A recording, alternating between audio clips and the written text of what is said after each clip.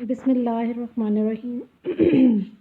السلام علیکم dear students, امید ہے آپ لوگ خیریت سے ہوں گے اور میری دعا ہے کہ اللہ پاک آپ کو اپنے گھروں میں عافیت سے خیریت سے رکھیں۔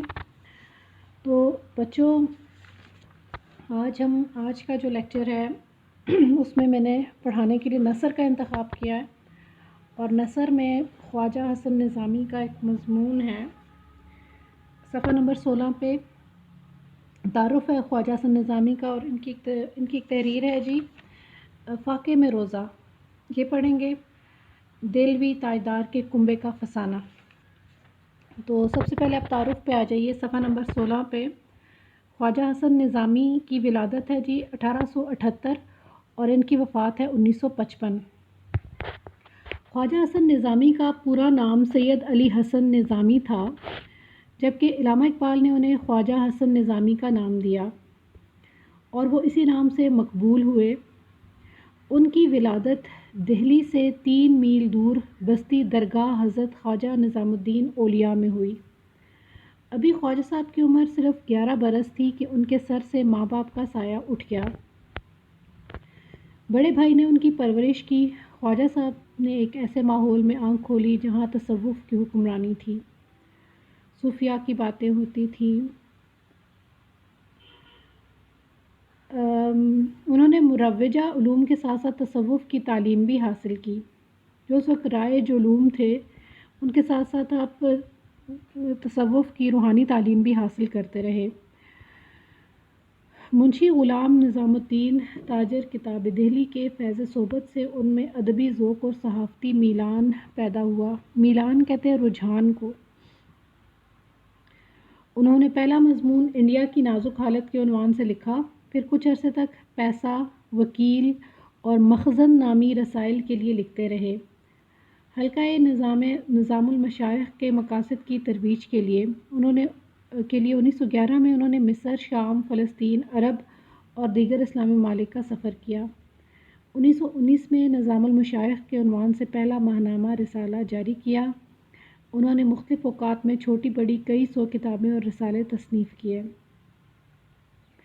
خواجہ صاحب کا تعلق ایک صوفی گھرانے سے تھا، اس لیے ایک مقصد کو سامنے رکھ کر انہوں نے سادہ، آسان اور عام فہم زبان میں تصوف کے اسرار اور رموز کو عام لوگوں کے لیے لکھنا شروع کیا۔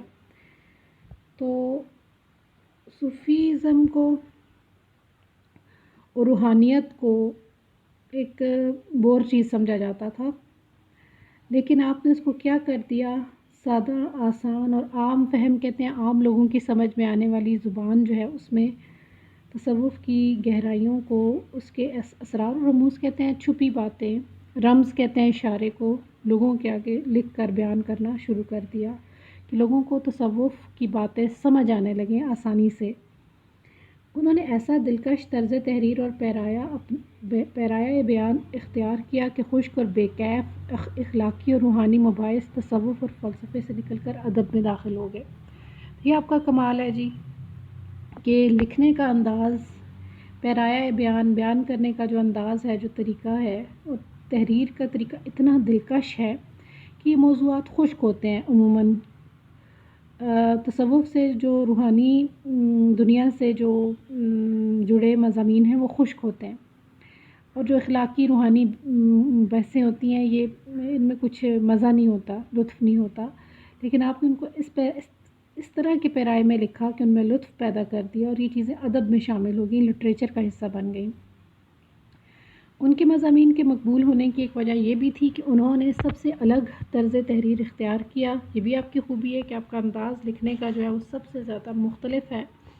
جو کچھ لکھا سیدھے سادے اور عام پیرائے میں لکھا، عوام کے لیے لکھا اور ان موضوعات پر لکھا جن پر انسان کی طبیعت خود بخود مائل ہوتی ہے۔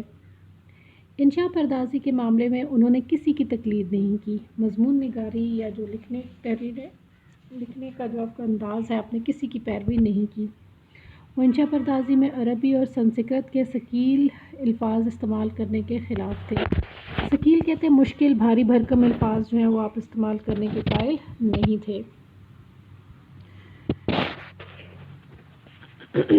وہ اپنی بات سادہ، آسان اور عام فہم انداز میں کہتے تھے انہوں نے اپنے گرد و نواح میں جو کچھ دیکھا من و عن بیان کیا. ان کے یہاں کہیں بھی تصنع اور بناوٹ نہیں ہے. جو کچھ اپنے ارد گرد دیکھا ویسے کا ویسا، من و عن کہتے ہیں بالکل ویسا اس کو بیان کر دیا جیسا دیکھا. اور کہیں بناوٹ نہیں ہے، کہیں اس میں تصنع نہیں ہے، آپ کو اس میں ظاہری جو ہے وہ گڑی گھڑائی باتیں نہیں ملیں گی. تو تصانیف ان کی ہیں جی: بیگمات کے آنسو، سپارہ دل، دہلی کی آخری شمع، بہادر شاہ کا روزنامچہ، دلی کی سزا، سفرنامہ حجاز و مصر و شام، جگ بیتی کہانیاں، انگریزوں کی بپتا، محرم نامہ، تمانچہ بر رخسار یزید وغیرہ. تو یہ ان کی کتابیں ہیں، تصانیف ہیں. آگے آپ لوگ سبق پہ آ جائیے.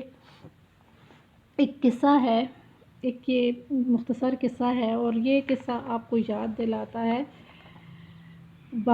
دلی جو ہے مسلمانوں کا آخری، جسے کہتے ہیں دارالسلطنت ہے، آخری دارالحکومت ہے.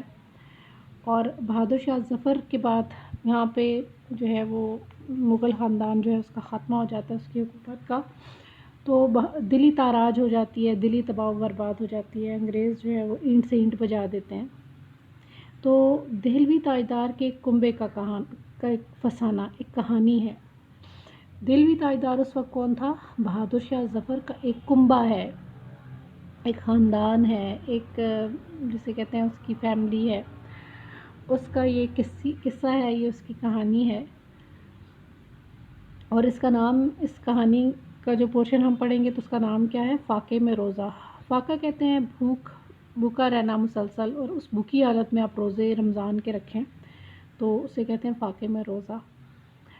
تو یہ قصہ جی ایک مرزا سلیم کا ایک بھانجا ہے، مرزا شہزور. یہ مرزا شہزور کی زبانی قصہ ہے جو کہ اس وقت کو یاد کرتا ہے، اس وقت کو یاد کرتا ہے جو دلی کے تاراج ہونے سے پہلے جو دلی کی کیفیت تھی اور اس خاندان کی کیفیت تھی. اور پھر یہ تباہ و برباد کر دیا گیا، سب کچھ دلی تباہ کر دی گئی. تو یہ خاندان جب گھر سے نکلا تو ان کا کیا حال ہوا اور یہ کن مشکلات اور کن حالات کا شکار ہوئے. شروع کرتے ہیں کہانی کو. جب دہلی زندہ تھی اور ہندوستان کا دل کہلانے کا حق رکھتی تھی، لال قلعے پر تیموریوں کا آخری نشان لہرا رہا تھا. انہی دنوں کا ذکر ہے کہ مرزا سلیم بہادر، جو ابو ظفر بہادر شاہ کے بھائی تھے، اپنے مردانہ مکان میں بیٹھے ہوئے دوستوں سے بے تکلفانہ باتیں کر رہے تھے کہ اتنے میں زنان خانے سے ایک لونڈی باہر آئی اور ادب سے عرض کیا کہ حضور بیگم صاحبہ یاد فرماتی ہیں. مرزا سلیم فوراً محل میں چلے گئے اور تھوڑی دیر بعد مغموم واپس آئے. ایک بے تکلف ندیم نے عرض کیا: خیر باشد، مزاج عالی مقدر پاتا ہوں. مرزا نے مسکرا کر جواب دیا: نہیں، کچھ نہیں. بعض اوقات اماں حضرت خام خواہ ناراض ہو جاتی ہیں. کل شام کو افطاری کے وقت نتھن خاں گویا گا رہا تھا اور میرا دل بہلا رہا تھا. اس وقت اماں حضرت قرآن شریف پڑھا کرتی ہیں. ان کو یہ شور و غل ناگوار معلوم ہوا. آج ارشاد ہوا ہے کہ رمضان میں گانے بجانے کی محفلیں بند کر دی جائیں. بھلا میں اس تفریحی عادت کو کیوں کر چھوڑ سکتا ہوں؟ ادب کے لحاظ سے قبول تو کر لیا، مگر اس کی پابندی سے جی الجھتا ہے. حیران ہوں کہ یہ 16 دن کیوں کر بسر ہوں گے. تو کہانی کہاں سے شروع ہوتی ہے؟ جب دلی زندہ تھی، جب دلی میں مسلمانوں کی حکومت تھی، تاجدار جو ہے، بادشاہ جو ہے مسلمان تھا، اور بہت زیادہ دلی میں رونق تھی. شاہی خاندان بڑی تمکنت سے، بڑی شان و شوکت سے دلی میں آباد تھا، اور اتنی رونق تھی دلی میں کہ دلی کیا کہلاتی تھی؟ ہندوستان کا دل کہلانے کا حق رکھتی تھی. لال قلعہ جہاں پر بادشاہ مقیم تھا، دلی کا لال قلعہ آج بھی ہے جی وہاں پہ. اور غالباً پارلیمنٹ اور یہ اس کے اجلاس ہوتے ہیں قومی اس کے parliament I think so, parliament وہاں پہ اس کے اجلاس ہوتے ہیں، یا کوئی صدر مقیم ہے، کچھ ہے، ابھی بھی یہ سرکاری استعمال میں ہے لال قلعہ ادھر ہندوستان میں. لال قلعے پر کس کا پرچم لہرا رہا تھا؟ تیموری خاندان کا پرچم لہرا رہا تھا، ان کی حکومت تھی۔ انہیں دنوں کا ذکر ہے کہ مرزا سلیم بہادر، یہ بہادر شاہ ظفر کے بھائی ہیں، یہ اپنے مردانہ مکان میں بیٹھے ہوئے تھے، دوستوں سے کوئی گپ شپ کر رہے تھے، اور زنان خانے سے جو ہے ان کو بلایا جاتا ہے، اندر جاتے ہیں، وہاں سے واپس آتے ہیں تو مغموم واپس آتے ہیں۔ مغموم کہتے ہیں غمگین۔ ان کا ایک بے تکلف دوست ہے ندیم، جن سے ان کا کوئی تکلف نہیں، کھل کے وہ بات کر سکتا۔ اس نے کہا خیر باشد کہتے ہیں خیریت ہے، مزاج عالی، مقدر پاتا ہوں، بدمزہ پاتا ہوں۔ مقدر کہتے ہیں بدمزہ، آپ کا مزاج جو ہے وہ خراب ہو گیا ہے۔ تو کہتے ہیں نہیں کوئی بات نہیں، لیکن کل شام کو افطاری کے وقت وہ نتن خان گویا کہتے ہیں گانا گانے والا گلوکار جو ہے وہ گانا گا رہا تھا، میرا دل بہلا رہا تھا، اور اماں اسے قرآن پاک پڑھ رہی تھی، تو ان کو ایشور و غل برا لگا، ناگوار لگا، اور انہوں نے میرے گانے بجانے کی جو محفلیں بند کروا دیں۔ اب میں پریشان ہوں، میرا جی الجھتا ہے، پریشان ہوتا ہے کہ میں یہ 16 دن رمضان کے جو کیسے گزاروں گا گانا سنے بغیر۔ مصاحب نے ہاتھ باندھ کر عرض کیا، مصاحب دربان تھا، اس نے ہاتھ باندھ کر عرض کیا، حضور یہ بھی کوئی پریشان ہونے کی بات ہے؟ شام کو افطاری سے پہلے جامع مسجد میں تشریف لے چلا کیجیے، عجب بہار ہوتی ہے۔ دلی کی جامع مسجد جو ہے اس وقت موجود تھی، مغل بادشاہوں کی تعمیر کرتا ہے۔ تو کہتے ہیں کہ دربان کہتے ہیں کہ آپ پریشان مت ہوں، یہ رمضان کے جو 16 دن ہیں وہ اگر آپ گانا نہیں سن سکتے، اپنا دل نہیں بہلا سکتے تو پریشان مت ہوں۔ افطاری سے پہلے آپ کہاں چلے جایا کریں، جامع مسجد چلے جایا کریں، وہاں پہ عجیب بہار ہوتی ہے، عجب قسم کی رونق ہوتی ہے، رنگ برنگ کے آدمی ہوتے ہیں، طرح طرح کے جھمگٹے دیکھنے میں آئیں گے۔ جھمگٹے کہتے ہیں ہجوم، لوگوں کی بھیڑ، رش، ہر طرح کے لوگ وہاں پہ آپ کو مسجد میں ملیں گے۔ خدا کے دن ہیں، خدا والوں کی بہار بھی دیکھیے۔ تو یہ رمضان جو ہے یہ اللہ تعالیٰ کا مہینہ ہے، تو اللہ سے پیار کرنے والے جو وہاں پہ انہوں نے رونق لگائی ہوئی ہے وہ جمع ہوتے ہیں، ذکر اذکار کرتے ہیں، عبادتیں کرتے ہیں، آپ ذرا ان کو بھی جا کر دیکھیں۔ مرزا نے صلاح کو پسند کیا، تو جو مرزا سلیم بہادر ہیں، بہادر شاہ ظفر کے بھائی، ان کو یہ مشورہ اچھا لگ گیا کہ گھر میں تو اب ماں نے گانا بجانا بند کر دیا ہے، تو باہر جاتا ہوں، مسجد میں چلا جاتا ہوں، رونق دیکھوں گا، دل بہل جائے گا۔ اور دوسرے دن مصاحبوں کو لے کر جامع مسجد جا پہنچے۔ مصاحب ساتھی، دوست، ہم نشین۔ وہاں جا کر عجب عالم دیکھا، عجب دنیا دیکھی، عجب منظر دیکھا۔ جگہ جگہ حلقہ بنائے لوگ بیٹھے ہیں، مسجد بہت بڑی ہے، تو حسین میں جگہ جگہ لوگ جو ہیں وہ دائروں میں بیٹھے ہوئے ہیں، حلقوں میں بیٹھے ہوئے ہیں۔ کہیں قرآن شریف کے دور ہو رہے ہیں، قرآن پاک پڑھا جا رہا ہے، رات کے قرآن سنانے والے حفاظ ایک دوسرے کو قرآن سنا رہے ہیں، تراویح میں جو پڑھتے ہیں وہ ایک دوسرے کو حفظ قرآن ایک دوسرے کو سنا رہے ہیں، حفاظ جنہوں نے قرآن پاک حفظ کر رکھا ہے۔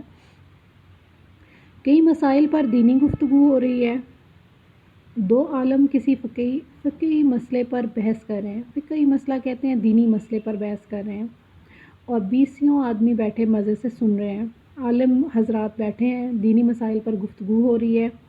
کسی جگہ توجہ اور مراقبے کا حلقہ ہے۔ مراقبہ کہتے ہیں دھیان، سوچ بچار، خاموشی اختیار کر کے غور و خوض کرنا، اللہ تعالیٰ کی ذات پر اپنی جو سوچ ہے، اپنا دھیان جو ہے اس کو مرتکز کر لینا، خاموشی اختیار کر کے غور و خوض کرنا، سوچ بچار کرنا، اسے مراقبہ کہتے ہیں۔ کہیں کوئی صاحب وظائف میں مشغول ہے، الغرض مسجد میں چاروں طرف اللہ والوں کا ہجوم ہے۔ تو مرزا کو یہ نظام بہت پسند آیا اور وقت بہت لطف سے کٹ گیا۔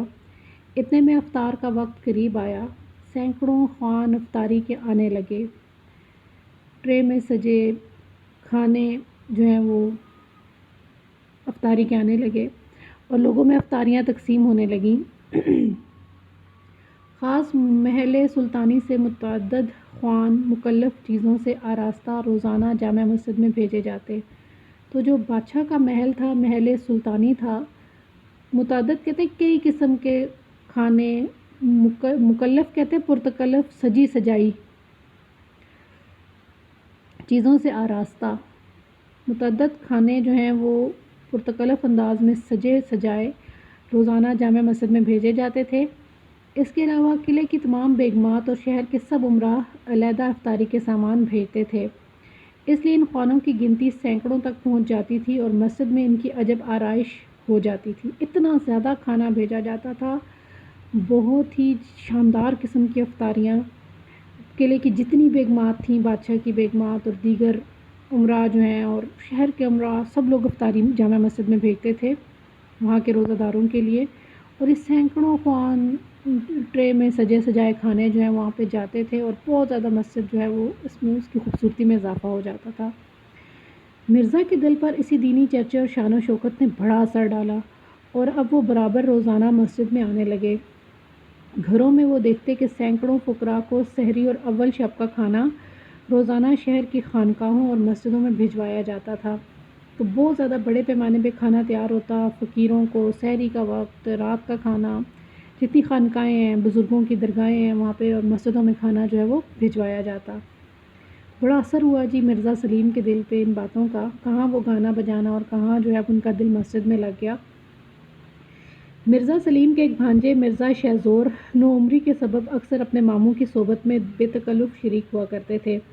تو یہ بہادر شاہ ظفر کے جو بھائی ہیں، ان کا ایک بھانجا ہے، اس کا نام ہے مرزا شہزور۔ یہ کہانی جو ہے بھی مرزا شہزور کی زبانی، تو وہ ان کی بڑی ماموں سے بے تکلفی تھی، بہت دوستی تھی، تو وہ ان کی محفلوں میں ان کے ساتھ اکثر شریک ہو جاتے تھے۔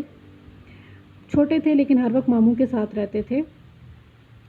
ان کا بیان ہے کہ ایک تو وہ وقت تھا اور ایک وہ وقت آیا کہ دہلی زیر و زبر ہو گئی۔ زیر و زبر ہو جانا، تباہ و برباد ہو جانا، قلعہ برباد کر دیا گیا، اس کے گھر اکھڑ گئے، ان کی بیگمات ماما گیری کرنے لگیں اور مسلمانوں کی سب شان و شوکت تاراج ہو گئی۔ اس کے بعد ایک دفعہ رمضان شریف کے مہینے میں جامع مسجد جانے کا اتفاق ہوا۔ کیا دیکھتا ہوں کہ جگہ جگہ چولہے بنے ہوئے ہیں، سپاہی روٹیاں پکا رہے ہیں، گھوڑوں کے دانے دلے جا رہے ہیں، گھاس کے انبار لگے ہوئے ہیں، اور شاہجہاں کی خوبصورت اور بے مثل مسجد استبل نظر آتی ہے۔ تو اب یہ مرزا شہزور کہانی سناتے ہیں کہ پہلے تو اس قسم کے حالات تھے کہ اتنی رونق اور اتنے بڑے پیمانے پہ وہاں پہ عبادت ہوتی تھی اور افطاری اور سحری کا سامان بھجوایا جاتا تھا جامع مسجد دلی میں۔ لیکن پھر ایک وقت وہ آیا کہ غدر ہوا۔ 1857 کی جنگ آزادی کے بعد انگریزوں نے انتقام لیا، دلی کو زیر و زبر کر دیا، دلی کی اینٹ سے اینٹ بجا دی، دلی کو تباہ و برباد کر دیا، قلعہ پورا برباد ہو گیا، بادشاہ جو ہے اس کو رنگون جلاوطن کر دیا گیا، شہزادے قتل کر دیے گئے، جو عورتیں ہیں ان کو محل سے نکال دیا گیا، ان کے گھر اکھڑ گئے، اجاڑ دیے گئے، ان کی جو بیگمات ہیں ماما گیری کرنے لگیں، خدمت کے کام کرنے لگیں، نوکریاں کرنے لگیں گھروں میں، اور مسلمانوں کی شان و شوکت تاراج ہو گئی، تباہ ہو گئی۔ تو پھر رمضان آیا، تو پھر کیا ہوا کہ دوبارہ شہزور کہتے ہیں مرزا شہزور کی جب جامع مسجد دلی جانے کا اتفاق ہوا تو وہاں پہ بہت حالات خراب تھے، بالکل منظر بدل چکا تھا، چولہے بنے ہوئے تھے، سپاہی اپنے لیے روٹیاں بنا رہے تھے، گھوڑوں کے دانے دلے جا رہے تھے، دلنا کہتے ہیں موٹا موٹا پیسنا، جو اناج اور دانے جو ہیں وہ گھوڑوں کے آگے ڈالتے ہیں ان کو موٹا موٹا پیسا جا رہا تھا، گھاس کے انبار لگے ہوئے تھے، اور شاہجہان کی بے مثل مسجد استبل نظر آتی تھی۔ یہ جو جامع مسجد دلی ہے یہ مغل بادشاہ شاہجہان نے بنائی تھی، تو استبل میں بدل دی گئی تھی، اور پھر جب مسجد واگزاشت ہوئی اس کا قبضہ چھڑا لیا گیا۔ واگزاشت کہتے ہیں قبضہ چھڑا لیا گیا، اس کو آزاد کرا لیا گیا انگریزوں سے، اور سرکار نے اس کو مسلمانوں کے حوالے کر دیا، تو رمضان ہی کے مہینے میں پھر جانا ہوا۔ دیکھا کہ چند مسلمان میلے کچیلے پیوند لگے کپڑے پہنے بیٹھے ہیں، دو چار قرآن شریف کا دور کر رہے ہیں، اور کچھ اسی پریشان حالی میں بیٹھے وظیفہ پڑھ رہے ہیں۔ افطاری کے وقت چند آدمیوں نے کھجوریں اور دال سے بانٹ دیے، کسی نے ترکاری کے قطلے تقسیم کر دیے۔ نہ وہ اگلا سا سما، نہ وہ اگلی سی چہل پہل، نہ وہ پہلے کی سی شان و شوکت۔ یہ معلوم ہوتا تھا کہ بیچارے فلک کے مارے چند لوگ جمع ہو گئے ہیں۔ اس کے بعد آج کل کا زمانہ بھی دیکھا، جبکہ مسلمان چاروں طرف سے دب گئے ہیں۔ انگریزی تعلیم یافتہ مسلمان مسجد میں نظر ہی کم آتے ہیں۔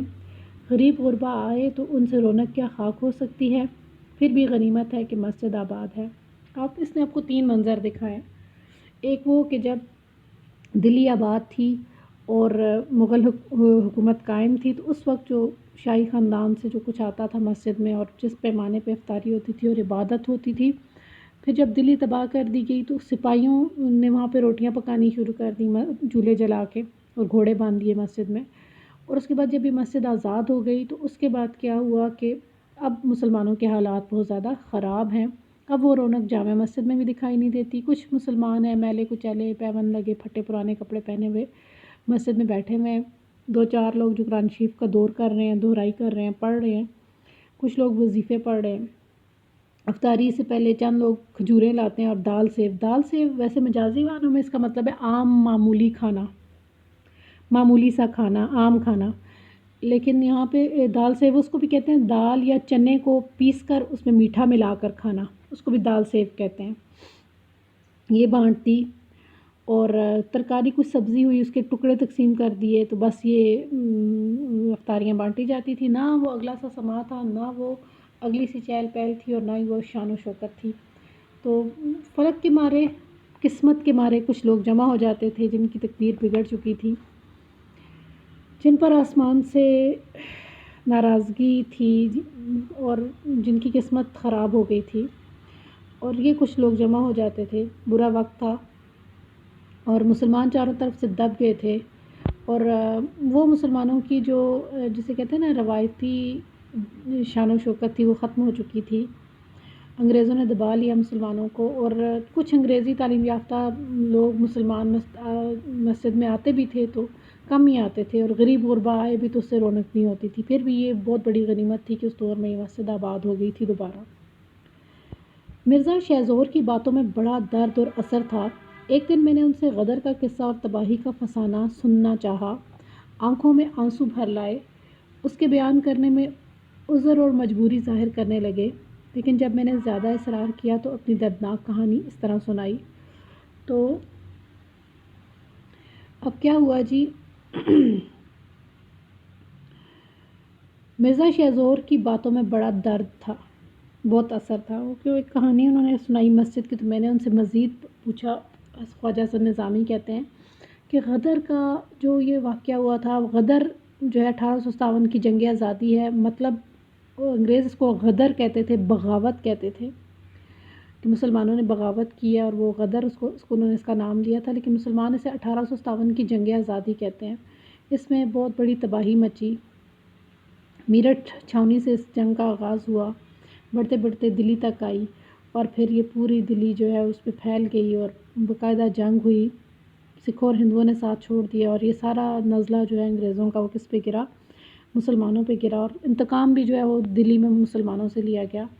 اور سب سے جو بری بات تھی وہ لال قلعہ جو ہے اس کو انگریزوں نے فتح کر لیا، اور حکومت براہ راست ایسٹ انڈیا کمپنی کی جو ہے وہ قائم ہو گئی۔ تو بڑا دردناک قصہ ہے۔ وہ تھی جسے کہتے ہیں کہ مسلمانوں کو بالکل جو کہتے ہیں نا کہ زمین کے نیچے اتار دیا گیا، ان کی معاشی حالت، ان کو معاشی لحاظ سے کمزور کر دیا گیا، ان کو دینی لحاظ سے ان کو کمزور کر دیا گیا، ان کا جو ایک معاشرے میں عزت تھی ختم کر دی گئی۔ بڑے بڑے نوابین امراء جو ہیں وہ بھیک مانگنے پہ مجبور ہو گئے، ان کے حالات بہت زیادہ خراب ہو گئے۔ تو بڑا اثر پڑا اس کا جنگ آزادی کا مسلمانوں پہ۔ بعد کی جو جب دور ہے اس میں مسلمان جو ہیں وہ اس کا اثر آپ کو بعد میں بھی دکھائی دیتا ہے۔ اور جب انگریزی توپوں اور سنگینوں نے ہمارے ہاتھ سے تلوار چھین لی، تاج سر سے اتار لیا، تخت پر قبضہ کر لیا، شہر میں آتشناک گولیوں کا میم برس چکا، 7 پردوں میں رہنے والیاں بے چادر ہو کر بازار میں اپنے وارثوں کی تڑپتی لاشوں کو دیکھنے نکل آئیں، چھوٹے بن باپ کے بچے ابا ابا پکارتے ہوئے بے یار و مددگار پھرنے لگے، حضور ذل سبحانی جن پر ہم سب کا سہارا تھا قلعہ چھوڑ کر باہر نکل گئے۔ اس وقت میں نے بھی اپنی بوڑھی والدہ، کمسن بہن اور بیوی کو ساتھ لے کر اور اجڑے قافلے کا سالار بن کر گھر سے کوچ کیا۔ اب وہ اپنا قصہ سناتے ہیں مرزا شہ زور جو مرزا سلیم کے بھانجے ہیں، کہ ہمارے ساتھ کیا ہوا۔ تو انگریزی جو توپیں ہیں جب ہم پر برس چکی اور ہمارے ہاتھ سے انہوں نے تلواریں چھین لیں، مطلب یہ ہے کہ ان کو فتح ہو گئی، ہمیں شکست ہو گئی، انہوں نے قبضہ کر لیا جب لال قلعے پر، تو تاج سر سے اتار لیا، تو بادشاہ جو ہے اس کی بادشاہت جو ہے وہ ختم ہو گئی، بہادر شاہ ظفر کی تخت پر قبضہ کر لیا گیا، تو شہر میں آتشناک آگ برسانے والی جو گولیاں ہیں ان کی بارش برس چکی، توپیں بھی استعمال ہو رہی تھیں، بندوقیں بھی استعمال ہو رہی تھیں انگریزوں کی طرف سے، تو جتنا قتل عام یہ کر سکتے تھے کر چکے۔ تو پھر کیا ہوا، 7 پردوں میں رہنے والیاں، محل کی وہ خواتین جو 7 پردوں میں رہتی تھی، بے انتہا باپردہ تھیں، بے چادر ہو کر بازار میں ان کی چادریں چھین لی گئیں، ان کا پردہ ختم ہو گیا اور وہ بازاروں میں اپنے وارثوں کی تڑپتی ہوئی لاشیں دیکھنے کے لیے نکل آئیں۔ بہت سارے لوگوں کو قتل کر دیا گیا، بچے یتیم ہو گئے، بے یار و مددگار پھرنے لگے۔ حضور ذل سبحانی کہتے ہیں اللہ تعالیٰ کا سایہ، لیکن یہاں پہ یہ بادشاہ کا خطاب ہے، بہادر شاہ ظفر کے لیے یہ لفظ استعمال ہوا ہے۔ یہ ہمارا سہارا تھے، جو بادشاہ کو بھی قلعہ چھوڑنا پڑا، تو میں پھر میری ایک والدہ تھی، چھوٹی ایک بہن تھی، کم سن بہن تھی، اور بیوی کو لے کر میں اجڑا قافلہ لے کر، اور اس کا میں سالار بن گیا، اس کا رہنما بن گیا، اور یہ قافلہ چھوٹا سا لے کر میں بھی اپنے گھر سے نکل گیا، میں نے بھی کوچ کر لیا۔ ہم لوگ 2 رتھوں میں سوار تھے، 2 گھوڑا گاڑیوں میں سوار تھے، گھوڑا گاڑیاں چلتی تھیں اس وقت، ان میں سوار تھے، سیدھے غازی آباد کا رخ کیا۔ غازی آباد ہندوستان کی ریاست اتر پردیش کا ایک شہر ہے جو دلی کے نزدیک ہے۔ ہندوستان کی ریاست اتر پردیش کا ایک شہر جو دہلی کے نزدیک ہے، مگر بعد میں معلوم ہوا کہ وہ راستہ انگریزی لشکر کی جولان گاہ بنا ہوا ہے۔ جولان گاہ کہتے ہیں گھوڑا دوڑانے کی جگہ، گھوڑا دوڑانے کی جگہ، یہاں پہ مراد راستہ ہے۔ ہم جس راستے سے جا رہے ہیں غازی آباد، تو وہ انگریزی لشکر بھی وہیں سے گزرتا ہے، ان کے گھوڑے بھی وہیں سے گزرتے ہیں، اس لیے شاہدرہ سے واپس ہو کر قطب صاحب چلے۔ تو یہ جو جگہ ہے قطب صاحب، یہ دلی سے تقریباً 3 کلومیٹر دور ہے، جہاں بزرگ حضرت قطب الدین بختیار کاکی کا مزار ہے، اور وہاں پہنچ کر رات کو آرام کیا، اس کے بعد صبح آگے روانہ ہوئے۔ چھترپور کے قریب گوجروں نے حملہ کیا اور سب سامان لوٹ لیا، مگر اتنی مہربانی کی کہ ہم کو زندہ چھوڑ دیا۔ وہ لک و دک جنگل، ویران سنسان جنگل، 3 عورتوں کا ساتھ، اور عورتیں بھی کیسی، ایک بڑھاپے سے 2 قدم چلنا دشوار، دوسری بیمار، تیسری 10 برس کی معصوم لڑکی، زاروں قطار عورتیں روتی تھیں اور بیان کر کر کے روتی تھیں۔ اب یہ شاہی خاندان کا حصہ ہے، یہ جو لوگ ہیں، اور انہوں نے بادشاہوں جیسی جسے کہتے ہیں زندگی گزاری ہے، وہ ناز اور نعمتیں دیکھی ہیں، اب یہ در بدر ہو گئے ہیں۔ پہلے کہیں جاتے ہیں غازی آباد، پھر معلوم ہوتا ہے کہ وہاں سے انگریزوں کا لشکر گزرتا ہے، پھر شاہدرہ سے قطب صاحب چلے جاتے ہیں، وہاں پہ رات کو آرام کرتے ہیں، پھر صبح آگے روانہ ہوتے ہیں، پھر ایک جگہ ہے چھترپور، وہاں پر گوجر قوم جو ہے، گوجر قوم کے لوگ ان پر حملہ کر دیتے ہیں، ان کا سامان لوٹ لیتے ہیں، لیکن اتنی مہربانی کرتے ہیں کہ ان کو زندہ چھوڑ دیتے ہیں۔ وہ جنگل ہے، لک و دک ہے، ویران ہے، سنسان ہے، اور ان کے ساتھ 3 عورتیں ہیں، ایک بوڑھی ہے، ان کی والدہ بڑھاپے سے 2 ہے، ان کے لیے 2 قدم چلنا بہت مشکل ہے، دوسری جو بیوی ہے بیمار ہے، اور لڑکی جو ہے وہ بہت چھوٹی ہے اور معصوم ہے، بہن۔ اور میرا کلیجہ جو ہے ان کے بیان سے پھٹا جاتا تھا، تو خواجہ حسن نظامی کہتے ہیں کہانی سنا رہے ہیں اور میرا دل جو ہے وہ پھٹا جاتا تھا، میں کہانی سناتے وہ انتہائی، وہ جو بندہ جو ہے وہ غمگین ہو گیا۔ والدہ کہتی تھی الہی ہم کہاں جائیں، کس کا سہارا ڈھونڈیں، ہمارا تاج و تخت لٹ گیا، تو ٹوٹا بوریا اور امن کی جگہ تو دے، ہمارا تخت و تاج لٹ گیا تو ٹوٹا بوریا اور امن کی جگہ تو دے، اس بیمار کو کہاں لے کر بیٹھوں، اس معصوم بچی کو کس کے حوالے کروں، جنگل کے درخت بھی ہمارے دشمن ہیں، کہیں سایہ نظر نہیں آتا۔ بہن کی یہ کیفیت تھی کہ وہ سہمی ہوئی کھڑی تھی اور ہم سب کا منہ تکتی تھی، مجھ کو اس کی معصومانہ بے کسی پر بڑا ترس آیا۔ آخر مجبوراً میں نے عورتوں کو دلاسا دیا اور آگے چلنے کی ہمت بندھائی۔ گاؤں سامنے نظر آیا، غریب عورتوں نے چلنا شروع کیا، والدہ صاحبہ قدم قدم پر ٹھوکریں کھاتی تھیں اور سر پکڑ کر بیٹھ جاتی تھیں، اور جب یہ کہتی تقدیر ان کو ٹھوکریں کھلواتی ہے جو تاجوروں کے ٹھوکریں مارتے تھے، قسمت نے ان کو بے بس کر دیا جو بے کسوں کے کام آتے تھے۔ ہم چنگیز کی نسل ہیں جس کی تلوار سے زمین کانپتی تھی، ہم تیمور کی اولاد ہیں جو ملکوں کا اور شہریاروں کا شاہ تھا، ہم شاہ جہان کے گھر والے ہیں جس نے قبر پر جواہر نگار بہار دکھا دی اور دنیا میں بے نظیر مسجد دہلی کے اندر بنا دی، ہم ہندوستان کے شہنشاہ کے کنبے میں ہیں، ہم عزت والے تھے، زمین میں ہمیں کیوں ٹھکانہ نہیں ملتا، وہ کیوں سرکشی کرتی ہے، آج ہم پر مصیبت ہے، آج ہم پر آسمان روتا ہے۔ تو کہتا ہے کہ میں جب یہ قصہ سناتا ہوں تو میرا کلیجہ، یہ کہانی سناتے ہوئے میرا کلیجہ منہ کو آتا ہے، میں انتہائی غمگین ہوں، میرا دل پھٹا جاتا ہے کہ میری والدہ کہتی تھیں کہ الہی ہم کہاں جائیں، ہم کس کا سہارا ڈھونڈیں، ہمارا تاج و تخت لٹ گیا، ہماری بادشاہت ختم ہو گئی، ہم در بدر ہو گئے، تو ٹوٹا بوریا تو دے، امن کی جگہ تو دے۔ ٹوٹا بوریا کہتے ہیں بستر کو، پھٹا پرانا بستر ہو، لیکن اے اللہ تو دے تو صحیح، کوئی امن کی جگہ دے جہاں پہ ہم امن سے رہ سکیں۔ ایک بیوی جو ہے وہ بیمار ہے، میں اس کو کہاں لے کے بیٹھوں، بہن جو ہے بہت معصوم ہے، چھوٹی ہے، دشمن ہے، جنگل ہے، کوئی سایہ امن کی جگہ نظر نہیں آتی، بہن ڈری ہوئی ہے، سہمی ہوئی ہے، سب کا منہ خوف سے دیکھتی ہے کہ اور بے کس ہے، مجبور ہے، اور مجھے بڑا ترس آتا ہے اس کی بے بسی پہ۔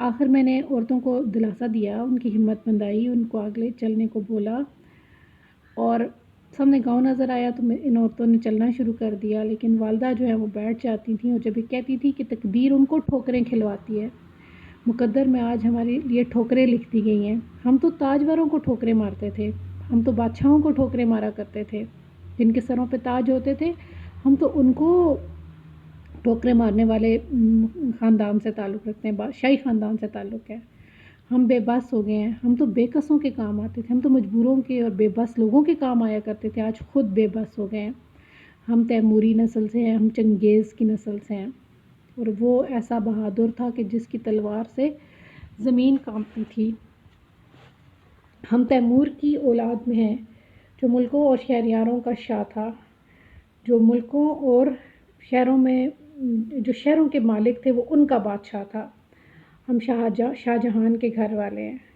ہمارا تعلق شاہی خاندان سے ہے، مغل بادشاہ شاہ جہان جس نے قبر پر جواہر نگار بہار دکھا دی، جواہر نگار کہتے ہیں ہیرے جواہرات جڑ دیے، مرصع کر دیا اس کو، جڑاؤ بنا دیا، اس پہ ہیرے جواہرات جو ہیں وہ لگا دیے قبر پہ، اور دنیا میں بے نظیر کہتے ہیں بے مثال مسجد، دہلی کی جامع مسجد جو ہے وہ شاہ جہان نے بنا دی، اور لال کے جسے کہتے ہیں ہم ہندوستان کے شہنشاہ کے کنبے میں ہیں، ہم عزت والے تھے اور زمین ہمیں ٹھکانہ نہیں دے رہی، وہ ہم سے سرکشی کر رہی ہے، ہم سے بغاوت کرتی ہے، آج ہم پر مصیبت ہے، آج ہم پر آسمان روتا ہے۔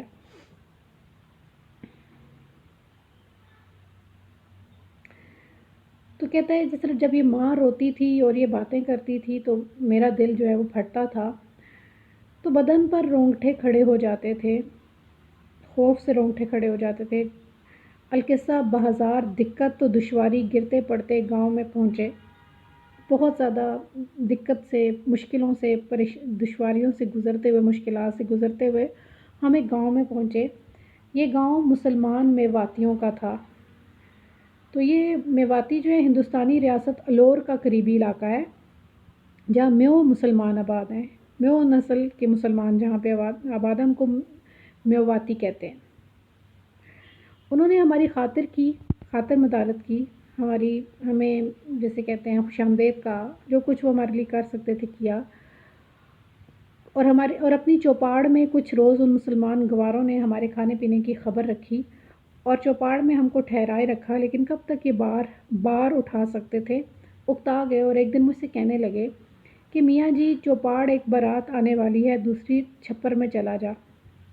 اب کیا ہوا کہ یہ گاؤں میں پہنچ گئے، اور وہاں پہ جو مسلمان ہیں میواتی وہ ان کا کچھ خیال تھوڑا بہت رکھتے ہیں، ان کو چوپاڑ کہتے ہیں، کسانوں کا لکڑی اور خس و خاشاک کا بنا ہوا برآمدہ یا چوپال۔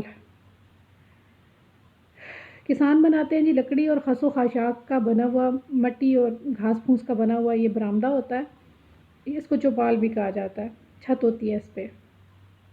گنوار کہتے ہیں جاہل لوگ، ان پڑھ لوگ۔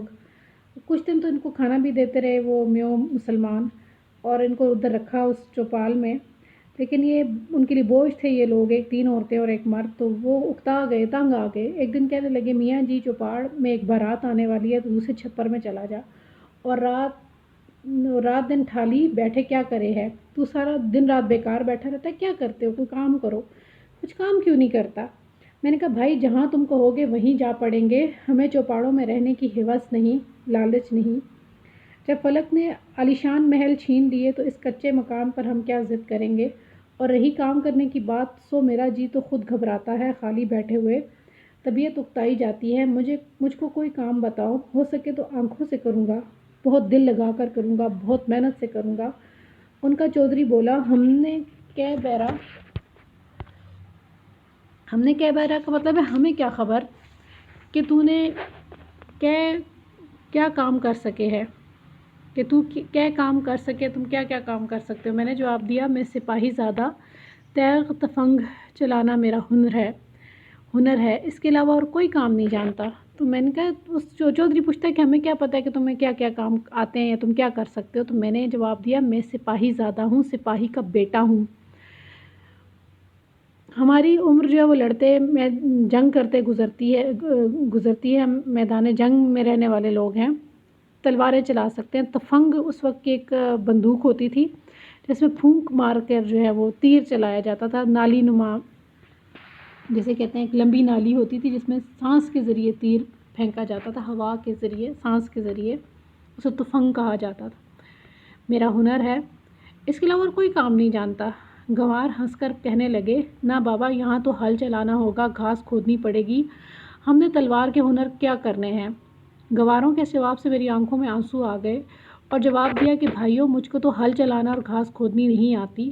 مجھ کو روتا دیکھ کر گنواروں کو رحم آ گیا اور بولے اچھا تو ہمارے کھیت کی رکھوالی کیا کر، اور تیری عورتیں ہمارے گاؤں کے کپڑے سی دیا کریں، فصل پر تجھ کو اناج دے دیا کریں گے جو تجھ کو برس دن کو کافی ہوگا۔ تو اب یہ طے پاتا ہے کہ وہ کہتا ہے جی مجھے ہل چلانی اور گھاس کھودنی تو نہیں آتی، تو بیچارے رحم آتا ہے ان کو، تو کہتے ہیں ٹھیک ہے تو بس ہمارے کھیتوں کی رکھوالی کر، اور تمہاری جو 3 عورتیں ہیں ہمارے کپڑے جو ہیں وہ سی دیا کریں گاؤں والوں کی، تو ہم تمہیں کیا دیں گے، جب فصل ہو جائے کرے گی تو تمہیں اناج دے دیا کریں گے، اور اتنا دے دیں گے کہ 1 سال تم کو کافی ہوگا۔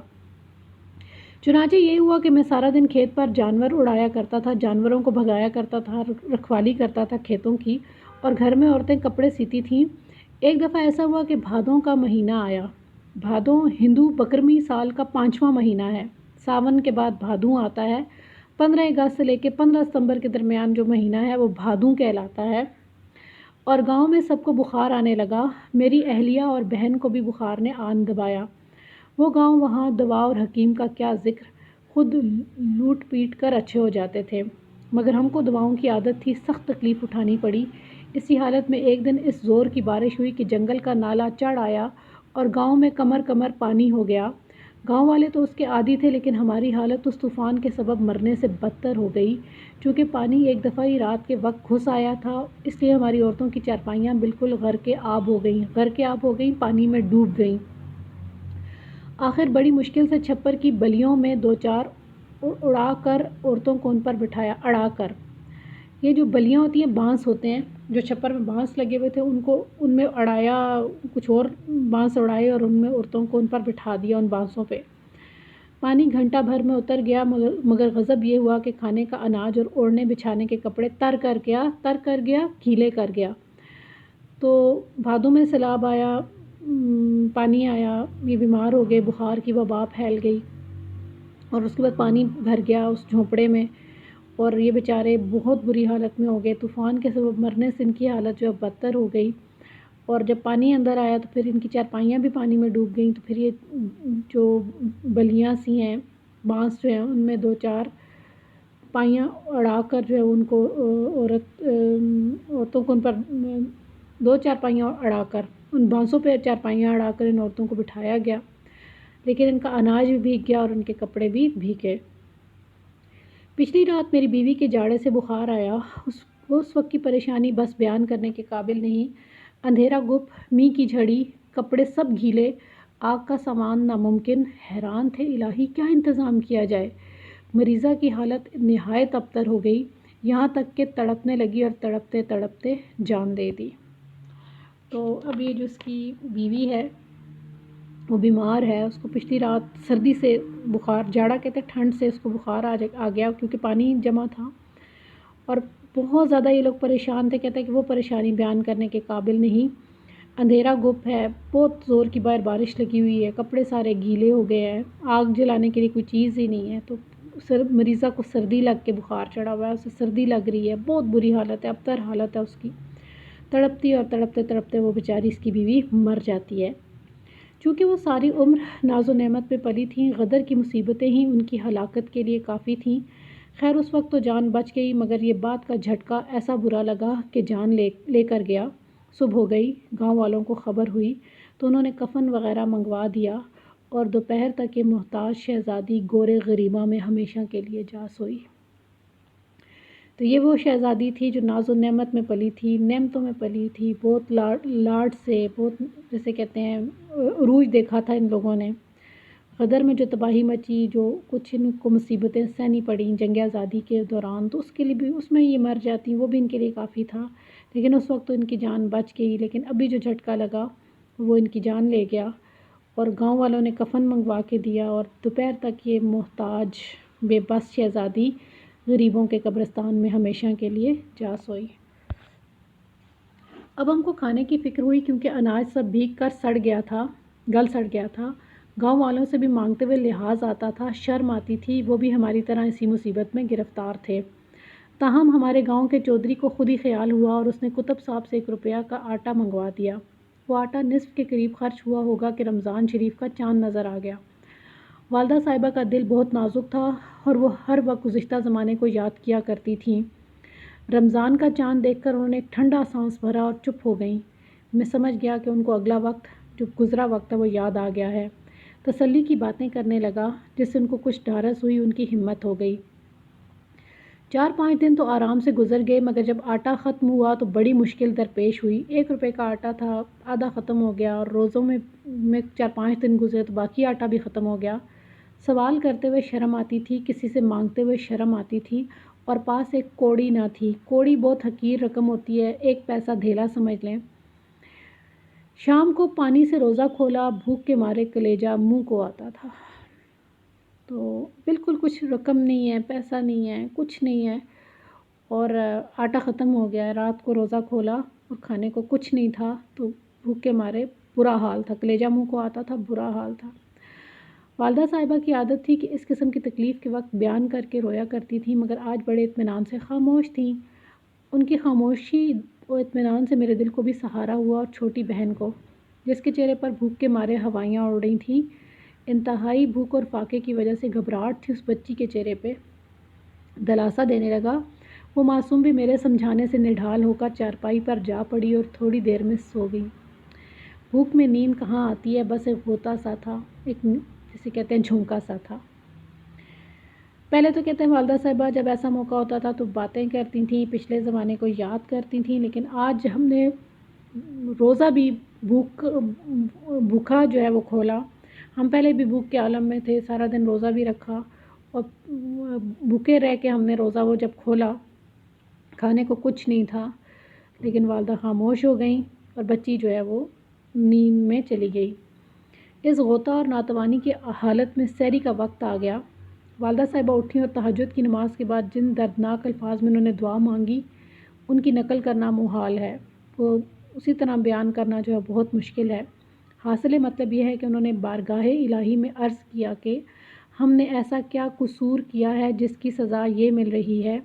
رمضان کے مہینے میں ہمارے گھر سے سینکڑوں محتاجوں کو کھانا ملتا تھا، اور آج ہم خود دانے دانے کو محتاج ہیں۔ روزے پر روزہ رکھتے ہیں، پہلے سے بھوکے ہوتے ہیں، پھر روزہ رکھ لیتے ہیں۔ خداوند اگر ہم سے قصور ہوا ہے تو اس معصوم بچی نے کیا خطا کی ہے جس کے منہ میں کل سے کھیل اڑ کر نہیں گئی۔ کھیل کہتے ہیں بھنا ہوا اناج، اس بچی نے کچھ نہیں کھایا، ایک بھنے ہوئے اناج کا دانہ بھی اڑ کر جو ہے اس معصوم بچی کے منہ میں نہیں گیا۔ دوسرا دن بھی یوں ہی گزر گیا اور فاقے میں روزے پر روزہ رکھا۔ شام کے قریب چودھری کا آدمی دودھ اور میٹھے چاول لایا اور بولا، آج ہمارے نیاز تھی، ہم نے نظر مانی ہوئی تھی، ہم نے نیاز دی ہے، یہ نیاز کا کھانا ہے، نظر کا کھانا ہے، یہ اس کا کھانا ہے اور 5 روپے زکوٰۃ کے ہیں، ہر سال بکریوں کی زکوٰۃ دیا کرتے ہیں مگر اب کے نقد دے دیا ہے۔ اب ان کے گھر جی کھانا آتا ہے، روزے پہ روزہ یہ بھوکا رکھتے ہیں، لیکن اس کے بعد چودھری کا بندہ جو ہے وہ دودھ اور میٹھے چاول لاتا ہے اور 5 روپے بھی دے کے جاتا ہے۔ یہ کھانا اور روپے مجھ کو ایسی نعمت معلوم ہوئی کہ گویا بادشاہت مل گئی۔ خوشی خوشی والدہ کے آگے سارا قصہ کیا، کہتا جاتا تھا اور خدا کا شکر بجاتا جاتا تھا، خدا کا شکرانہ بھیجتا جاتا تھا، مگر یہ خبر نہ تھی کہ گردش فلاکت نے مرد کے خیال پر تو اثر ڈال دیا، لیکن عورت ذات جوں کی توں اپنی قدیمی غیرت داری پر قائم ہے۔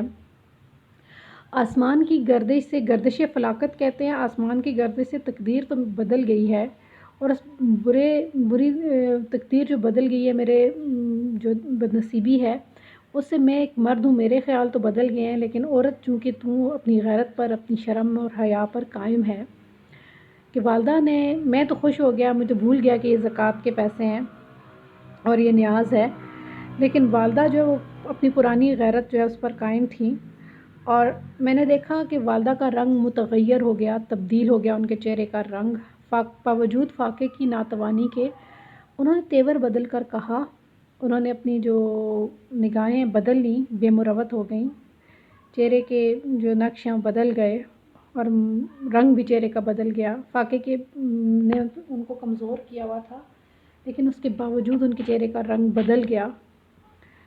بھوکی تھی لیکن پھر بھی ان کی غیرت جو ہے وہ قائم تھی۔ مجھے کہتی ہیں، تف ہے تیری غیرت پر، خیرات اور زکوٰۃ لے کر آیا ہے اور خوش ہوتا ہے، ارے سے مر جانا بہتر تھا، اگرچہ ہم مٹ گئے مگر ہماری حرارت نہیں مٹی، ہماری غیرت نہیں مٹی۔ میدان میں نکل کر مر جانا یا مار ڈالنا اور تلوار کے زور سے روٹی لینا ہمارا کام ہے، صدقہ خوری ہمارا شیوا نہیں، ہمارا انداز نہیں کہ ہم صدقہ خیرات کھائیں۔ والدہ کی ان باتوں سے مجھے پسینہ آ گیا، شرم سے بیچارے کو پسینہ آ جاتا ہے، اور شرم کے مارے ہاتھ پاؤں ٹھنڈے ہو گئے، چاہا کہ اٹھ کر یہ چیزیں واپس کر آؤں، مگر والدہ نے روکا اور کہا، خدا ہی کو یہ منظور ہے تو ہم کیا کریں، سب کچھ سہنا ہوگا۔ یہ کہہ کر کھانا رکھ لیا اور روزہ کھولنے کے بعد ہم سب نے مل کر کھا لیا، 5 روپے کا آٹا منگوا لیا، جس سے رمضان خیر و خوبی سے بسر ہو گیا۔ اس کے بعد 6 مہینے گاؤں میں اور رہے، پھر دلی چلے آئے۔ یہاں آ کر والدہ کا انتقال ہو گیا اور بہن کی شادی کر دی۔ انگریزی سرکار نے میری بھی 5 روپے ماہوار پینشن مقرر کر دی، جس پر آج کل زندگی کا انحصار ہے۔ یہ مرزا شہزور کی کہانی تھی جو آپ نے سنی، بہت دردناک کہانی تھی، اور بیگمات کے آنسو کتاب ہے، اس میں سے یہ لی گئی ہے، خواجہ حسن نظامی کی بک ہے بیگمات کے آنسو۔ تو بچوں، مرکزی خیال یہ ہے کہ جو آسمان جو ہے اس کی گردش سے لوگوں کی زندگیاں بدل جایا کرتی ہیں، تقدیر بدل جایا کرتی ہے، اور بادشاہ جو ہے وہ فقیر بن جاتے ہیں۔ تو یہ لوگ شاہی خاندان کا حصہ ہیں، بہادر شاہ ظفر کا ایک کنبہ ہے، اور ان پہ کیا بیتتی ہے کہ یہ تخت و تاراج کے مالک لوگ جو ہیں وہ اتنے بے بس اور بے کس ہو جاتے ہیں، تو حالات بدل جایا کرتے ہیں، حالات ایک سے نہیں رہتے، اور یہ بدلاؤ جو ہے یہ آپ نے دیکھا کہ کتنا دردناک ہے، اور عبرت آموز کہانی ہے کہ انسان ہمیشہ ایک حال میں نہیں رہتا، جو کل کا بادشاہ تھا وہ آج گدھا ہے، اور شاید آج کا گدھا کل کا بادشاہ بن جائے، اس لیے انسان کو ہر حال میں اللہ تعالیٰ کی رضا جوئی اور صبر و شکر کے ساتھ اطاعت الہی میں زندگی گزارنی چاہیے۔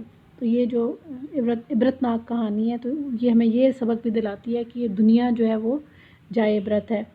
تو اس کے ساتھ ہی بچوں میں اجازت چاہتی ہوں، لیکچر کا اختتام ہوتا ہے، تو آپ کو جہاں سے سمجھ نہیں آئی تو آپ دوبارہ مجھ سے رابطہ کر لیں۔ بہت شکریہ، بہت مہربانی، السلام علیکم۔